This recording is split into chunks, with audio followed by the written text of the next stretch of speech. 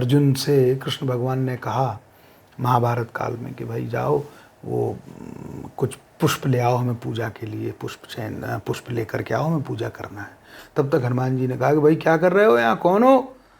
तो अर्जुन ने कहा कि प्रभु ऐसा है कि हम अपने स्वामी के लिए, उनकी पूजा के लिए पुष्प लेने आए, तो लेके जा रहे हैं। तो बोले पुष्प लेने आ रहे हो तो पूछोगे भी नहीं, और ये भगवान श्री राम की बगिया है, और इससे ऐसे पुष्प नहीं ले जाए जा सकते हैं। तो अर्जुन ने कहा कि क्यों नहीं ले जा सकते? तो बोले किस स्वामी के लिए ले जा रहे हो? तो अर्जुन ने कहा कि हम कृष्ण भगवान के लिए ले जा रहे हैं। तो थोड़ा विनोद किया हनुमान जी ने, अरे भाई ठीक है ले जाओ, तुम्हारे तो स्वामी जेल में पैदा हुए, वो ये चोरी नहीं कराएंगे तो कौन कराएगा, आओ।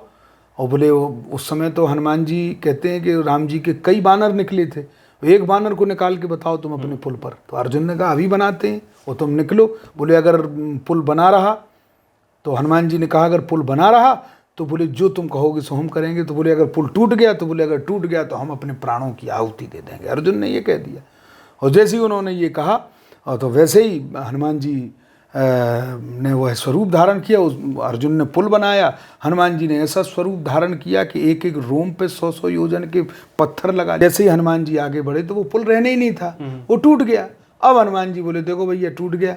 तो अब अर्जुन बोले तो अब मैं मरूंगा। हनुमान जी प्रार्थना करने लगे, कृष्ण भगवान ने की तो वो लीला ही थी सारी की सारी, तो वो आ गए। वो ऐसा है, लेकिन इसमें एक बात है कि तुमने प्रतिज्ञा की, इन्होंने प्रतिज्ञा की, लेकिन इसका साक्षी कौन है, किसने देखा?